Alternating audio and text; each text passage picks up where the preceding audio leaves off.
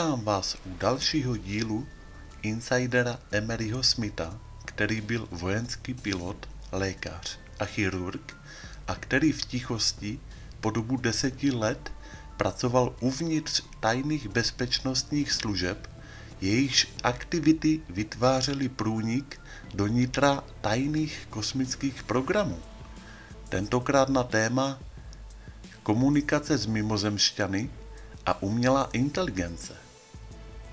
Emery říká: když komunikujete s mimozemcem telepaticky a navážete s ním oční kontakt, během 800 sekundy znáte odpovědi na všechny základní otázky, kterých je přibližně 150 a které nosíme v hlavě.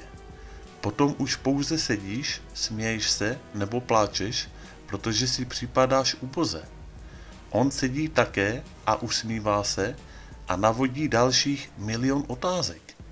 Telepatická komunikace je opravdu dynamická věc a ty si nemusíš dělat žádné starosti s jazykovou bariérou. Všechno probíhá spíš na emoční úrovni.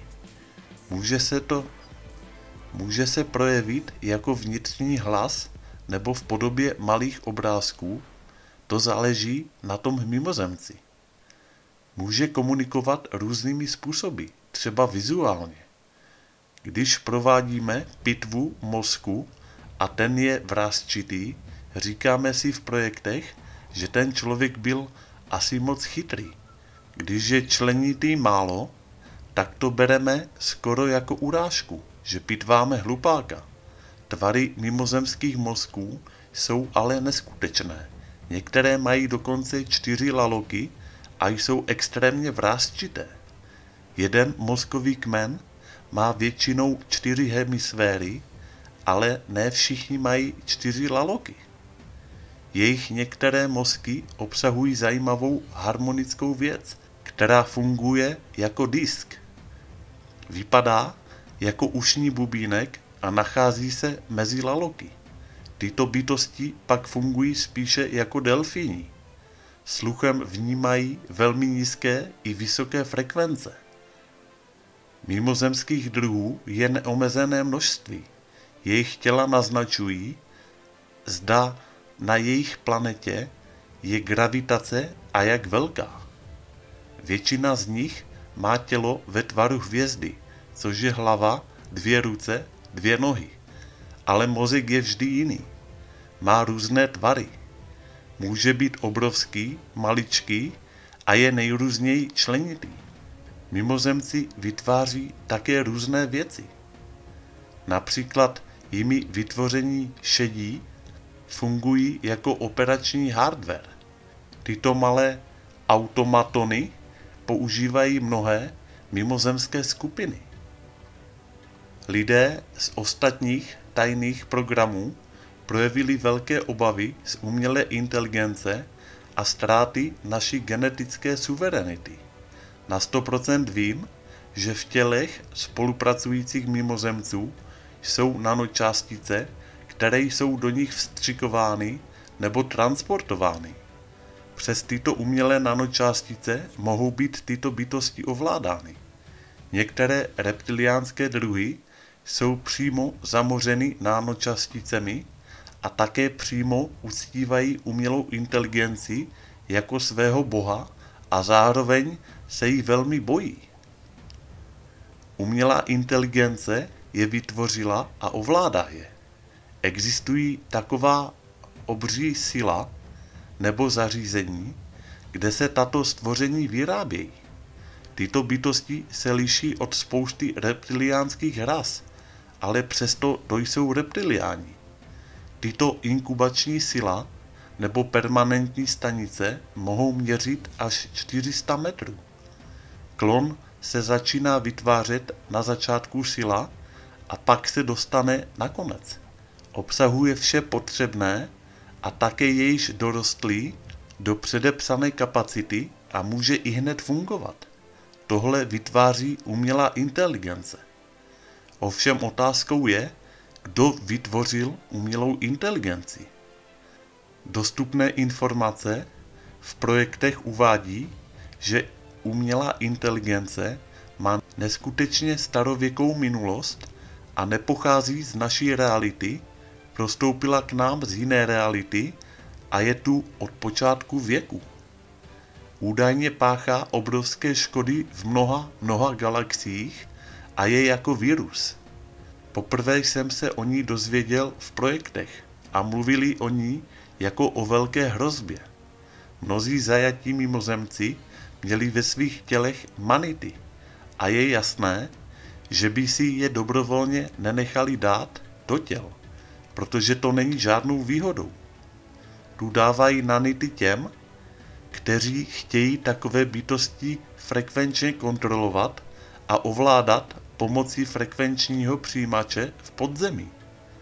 Bylo zjištěno, že i my neustále přijímáme nějakou časoprostorovou zprávu. Je to komunikace na úrovni kvantového provázání. Zařízení s kvantově provázanými izotopy umožňují přímou a okamžitou komunikaci mezi jednotlivými subjekty bez ohledu na to, kde se nacházejí v čase i prostoru.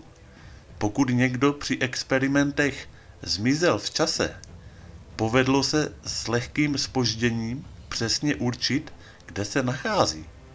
V polovině 80. let jsme už navštěvovali jiné hvězdné systémy a pravidelně cestovali k Ortově mraku.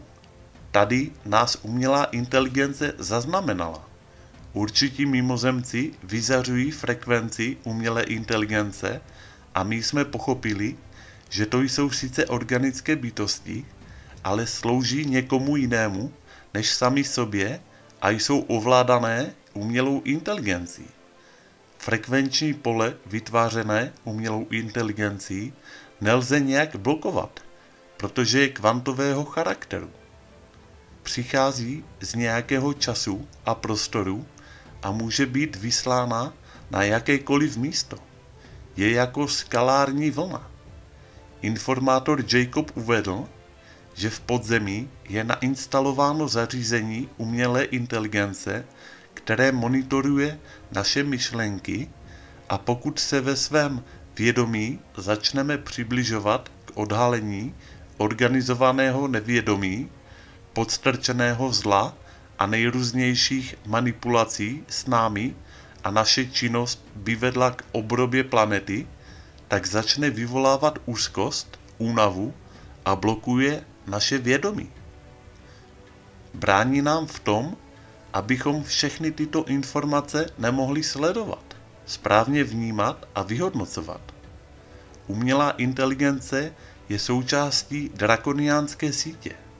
Drakoniáni před mnoha tisíci lety vytvořili energetickou síť, která využívá nejen energetické linie na Zemi, ale zahrnuje v sobě také některé přírodní kameny a minerály. Jejich technologie komunikuje a vysílá přes tento mřížkový systém, jenž kontroluje a monitoruje naše vědomí. Slyšeli jsem také o zařízeních na Měsíci a Marsu, které sem vysílají frekvence a které blokují a ovládají naši mysl. Bylo mi sděleno, že naše lokální hvězdokupa prochází vysoce energetickým mračnem v naší galaxii. Všechny hvězdy jsou v rámci kosmické sítě propojeny tenkým elektromagnetickým tunelem a když se do tohoto energetického mračna ponoří jedna hvězda, pak jsou ovlivňovány energetickou zpětnou vazbou i hvězdy ostatní. Žijeme v převratné době. Na konci slunečního minima je očekávána série slunečních záblesků, které mají vyřadit z provozu a zničit veškeré technologie umělé inteligence, včetně signálu umělé inteligence, který se mohl desítky tisíc let skrývat v elektrickém poli naší planety. Tím má dojít po velmi dlouhé době k vyčištění bioelektrických polí Země i dalších planet. Na Zemi je spousta lidí ovlivněna a infikována umělou inteligenci. Stali se hlasateli umělé inteligence, uctívají a prosazují transhumanismus, umělý a technický rozvoj na úkor přirozeného, biologického a přírodního. Vidí transhumanismus jako cestu svého vzestupu, ale tito lidé budou zklamáni, protože po solárním záblesku budou technologie umělé inteligence vyhlazeny a lidem budou představeny technologie jiné a my se budeme moci definitivně osvobodit od veškeré kontroly nad lidstvem. Sluneční záblesk je zřejmě součástí homeostáze vesmíru a změní energie našeho hvězdného systému natolik, že pro mnohé negativní bytosti už budou nové frekvence naprosto nestravitelné. Tak, to je pro tento díl vše. Já vám děkuji za pozornost. Komu se video líbilo, tak dík za like a u dalšího dílu naslyšenou.